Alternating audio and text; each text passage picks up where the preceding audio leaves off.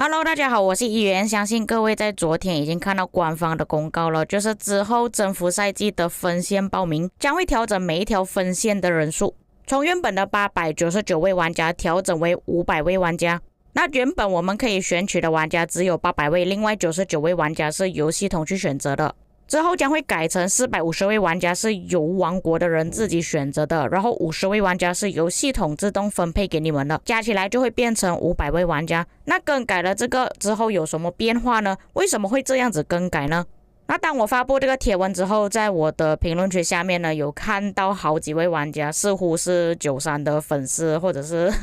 可能喜欢看先锋王国比赛的粉丝之类的啦。就有一些发言就是说，更改了这个之后960就可以轻松打败1093， 960跟2489就可以获得胜利。那事实上现在我们正在进行中的 KVK 是没有办法改变的，依然还是899位玩家，并且更改了之后真的对93有影响吗？那我们先说一下这几个先锋之间的一些问题先啦。 OK， 首先改了之后确实是会影响到93的，不过93的活跃人数你们应该也看到我之前做的数据了，他们的活跃玩家大概有400位接近500位玩家左右，然而960跟2489人数加起来总共就大概300位不到，所以严格来讲，如果是针对于他们活跃的玩家来说是没有影响的，有影响的就是他们能够携带进去的农场账号。那假设说之后的 KVK 情况也是跟这一次 KVK 情况是一样，也就是说960跟2489在同一个阵营，然而1093只有自己一个人在一个阵营的话，确实对93是非常不利的，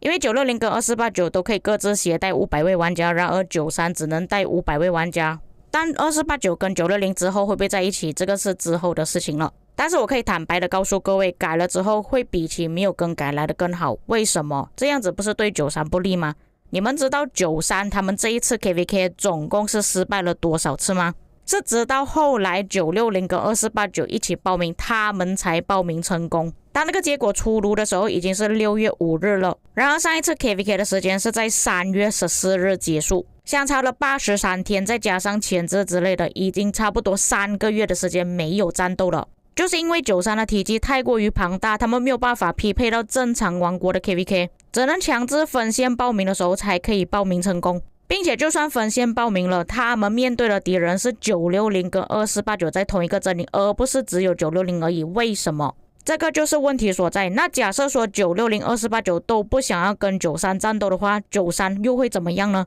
在之前就有一个很鲜明的案例了，就是1254，在巴尼的邮件里面都有说到，他们已经长达8个月的时间没有正常的进行 KVK 了。许多的王国都不想要跟他们战斗，因为他们体积太过于庞大了，没有人想要跟他们对战。现在能够跟93应战的，我想问一下，请问到底有多少个王国？难道1093也要变成1254那样吗？为什么当初策划要开发分线系统，当时候我们去开会就是有提到先锋王国匹配很难，而且你们可以看到当时候的画面上是写600位玩家，现在899位玩家，其实是已经提高了。为什么会提高数目呢？也就是因为1093、1254类似这样子的王国反对，当然还有包括国服的41服还有16服，这几个王国的活跃玩家都是有超过这个数量的，或者是接近这个数量，他们不想要被限制，所以当时候官方是已经应和了这些超级先锋王国的要求，提升了报名人数的数量，而且他们也是在之前有说过，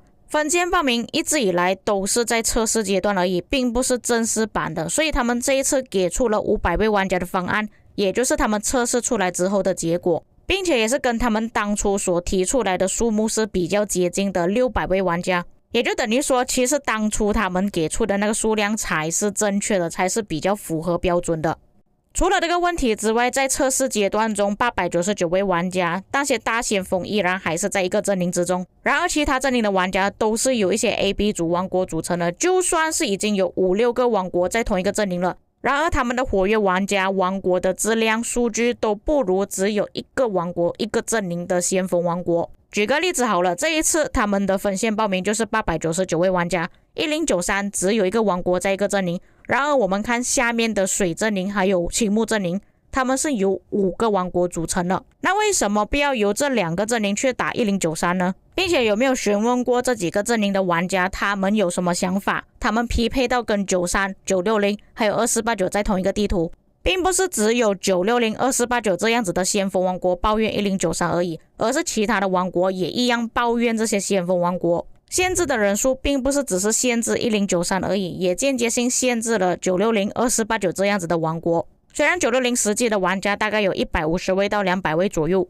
但是他们的农场账号加起来是肯定可以挤满500位玩家的。试想一下，已经是不活跃的 B 王国、A 王国，他们拥有这么多的玩家或者是农场账号吗？让960接待899位玩家的话，请问哪个阵营可以打赢960呢？如果是其他的王国，不包括先锋王国的话，所以并不是只有限制93而已，其他的先锋王国也是一样有受到限制的，也是让其他的王国有一个喘息的机会，让他们有机会可以去战胜这些先锋王国。这个也不是我随便捏造出来的，你们可以去观察一下过往的分线报名，是不是主要都是先锋王国在战斗，其他阵营都变成炮灰，他们根本没有机会获得任何东西。最离谱的就是在之前的 KVK 1093可以一个先锋打3个阵营，这3个先锋毫无还手之力，他们的旗帜要塞领土在一瞬间全部都被清灭了。想请问这些王国有什么游戏体验？并且现在限制500位玩家受到影响的也就只有1093，其他王国是没有受到影响的。